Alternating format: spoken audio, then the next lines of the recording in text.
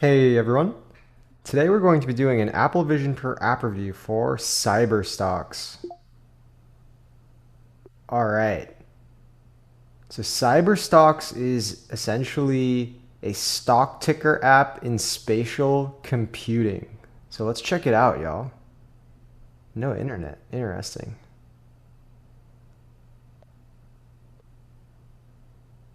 Cool, so it looks like you gotta do some paid assets for the indexes.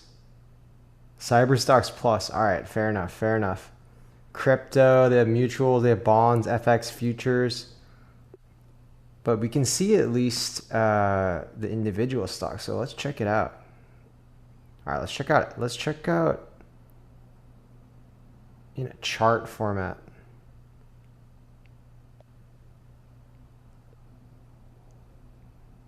All right, Nvidia. Let's see how they're doing 1 year. Nice. It has the timing right here. It's kind of slow though, honestly, when it's looking to grab the data. But the UI looks pretty clean. I'm not gonna lie. Whoa. Wait, what? This is actually looks cool. Look at that. Wait, what? No way. Oh, it's price in one axis and volatility in the other? What the heck? Wait, that actually looks kind of cool, y'all. Look at that. All right, let's check out some other ones. 3D chart. Okay, the 2D is like taking some time to load, I guess. All right, let's do a different one then. Let's add in. All right, these are all the, what is this? The Mag 7? Apple, Meta, Nvidia, Microsoft, Google, Amazon, Tesla. Let's go.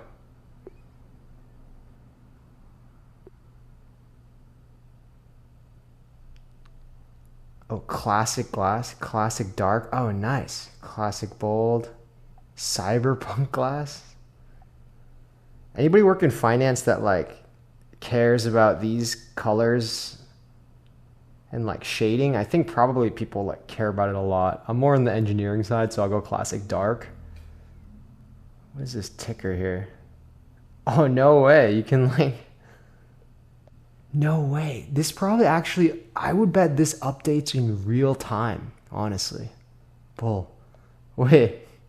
No way. Look at that. Cool. I bet this actually updates in real time like throughout the day. I'd be really curious like what the latency is like. Nice. Ticker. Chart. There we go. Details. Okay, you can open up like different windows. This is like the day of. What about 1 week? 1 week it's down. Down 4%. Nvidia, probably due to the Iran stuff, right? 3 months it's only up. Wow, a third of a percent. 6 months up 1%. Interesting. Wow, look at that high it hit there. 1 year, only 1.66%. Oh no, 56%. Never mind. I was gonna say, oh man, yeah, just because like all the compute required for AI, Nvidia has been like a huge darling stock. Oh my God, wait, hold on. They got like the all timers here. All right, let's do 5 years.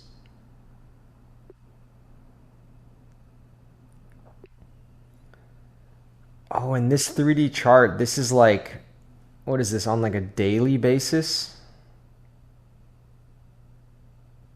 No, this is like on the day, I think. 12 hours. Nice. Let's see how many we can open at once.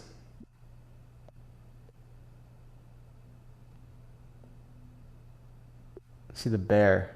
Apple's the bear. Dang. Apple's down. I know they had like a whole bunch of new iPhone announcements like recently. iPhone announcements and then like other Apple hardware. I haven't been like super impressed, honestly. Okay, so you can choose like any stock you want, I guess. Let's see McDonald's. Did you guys see that freaking McDonald's CEO take a bite of the Big Mac and took the smallest bite ever? That was so funny. I bet the stock probably went down as a result of that, right? Nice. This is cool. Is this how traders are moving like on a daily basis, or like finance people is like they're just like, dang, look at that McDonald's. Dang, it's not doing so good, huh? Not doing too hot. Let's see year to date. Are traders just like, I have some friends that are day traders in New York City at some of the big banks. I can't imagine like what their day to day is like. Are they just looking at these numbers all day long, like watching the news to see how global macro events are affecting things, and just like making decisions in real time and like picking up the phone and calling? And I think it's actually automated now, but whoa, McDonald's is doing pretty good over the past year. All right, let's see a 5-year outlook for McDonald's. Dang. McDonald's is doing pretty good over 5 years. Not bad. Yeah, I think it's interesting because McDonald's, like, it's more expensive than it used to be. So, like, I feel like it's not even cheap anymore. Isn't like a Big Mac and fries like $15? That's a lot. Microsoft was doing so good in 2024 in the AI, and then looking more recently, it's definitely come down quite a bit. Let's see at the 10-year mark though. Oh wow. Very, very interesting. Yeah, for me personally, like I'm a big index investor, so I'd love to see the indexes here. I love this idea of Warren Buffett of just like, you know, maxing out your 401k, investing in the overall US economy, and then like he's had this challenge out to hedge funds to beat him, you know, in the long term, and he bet like some huge amount and nobody's been able to beat him. Because I don't know, I feel like a lot of stock picking is like gambling. I mean, just look at like this. I mean, this looks like Vegas, right? I mean, just look at it. Wow, this is kind of nice though. Oh, you can click it too. Oh, sweet. That's actually cool. All right, let's see how Google's doing. But yeah, personally for me, wow, look at Google. They're doing great. I mean, personally for me, like I have a lot of faith in the U.S. stocks and U.S. economy. I know there's been a lot of discourse about this over the past few years, but you know, I think of all the major. Wow, look at that, so cool.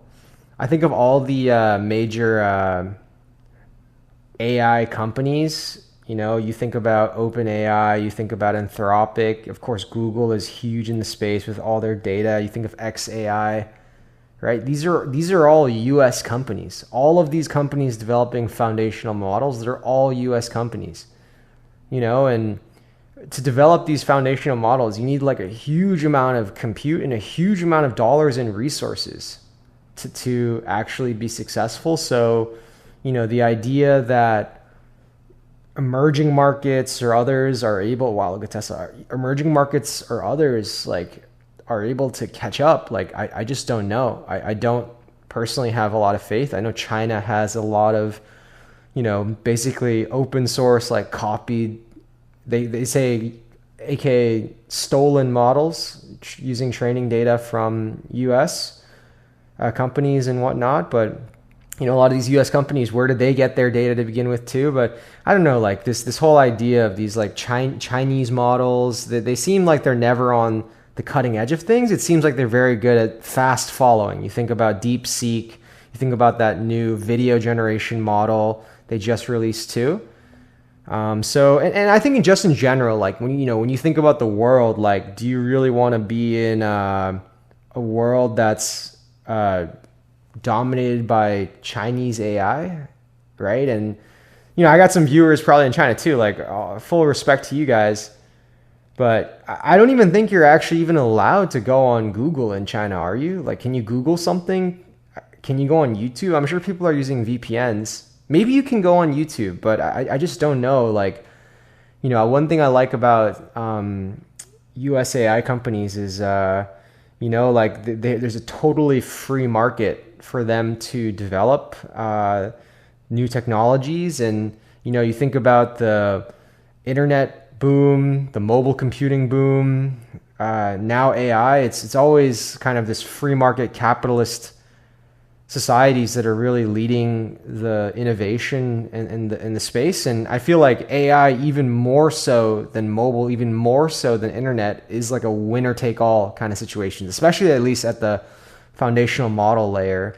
I do know that, especially recently, there's a lot of discussion around, is AI going to eat software companies? In the last few weeks, we've seen a lot of software companies like Salesforce take pretty big hits on their stock markets given that thesis. And I do think there is a lot of merit to those theses. Like, why would I pay millions of dollars for software tools when I can just pay for AI and different AI tools can do much of what software is doing better in a more scalable way with more up-to-date information. I think it was like Anthropic released like a legal plugin, and then LegalZoom, which is a big legal software company, their stocks like tanked. So, I think there's going to be a lot of choppiness in general in just the short-term stock picks.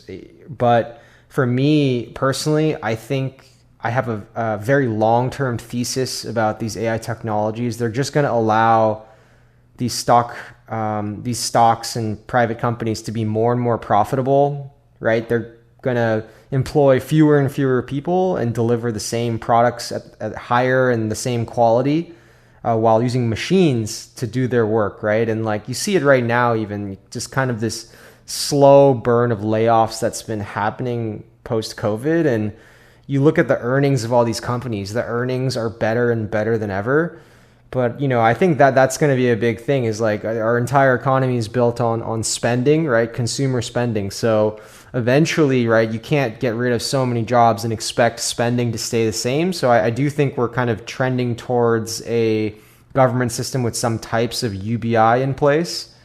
There's a lot of, YouTubers out there that talk about this a lot more. I think that there's going to be a huge societal shift where, they call this the jobless boom, where, the GDP growth, the stocks, better than ever, earnings better than ever, but you don't see the same level of job creation. I definitely personally believe in that thesis. So yeah, I think in general, I'm going to start making more content about this topic, because I think it's going to be very much in the ethos of society. So yeah, just let me know what you guys think. I'm really curious about different theses on this topic, because there's so many different hypotheses, right? You hear about Ray Dalio. Actually, let's see if I know Bridgewater's private, never mind. But yeah, you think about Ray Dalio from Bridgewater talking about the changing world order of, China overtaking the US. Personally, I don't think that this is going to happen. I think that their government system will make it very challenging for them to really make this scalable in the long term. I think about the United States, like it's a country that, was founded 250 years ago coming up, and they went from basically people just moving there for the first time from a religious standpoint. I think it was like the Pilgrims, to developing their own government, a capitalist society, to in 250 years, have become the dominant superpower on this world, like beyond anything you could ever seen. And I think a lot of that has to do with the free markets, capitalist form of government. Now, like people talk a lot about, late stage capitalism, about, maybe too much free market. There's not enough money that is trickling down to all members of society. And I mean, that's an interesting thesis too. So yeah, definitely, curious to hear what you guys think about this topic. But yeah, I mean, this app Cyberstocks is pretty cool. Like I think what is most impressive to me is the UI, the 3D elements, the graphics. It's very beautiful, actually. And I'm really curious to see what this looks like running in real time with the markets. But yeah, definitely anybody that's interested in finance, check this one out. All right, thanks so much, and catch y'all next time.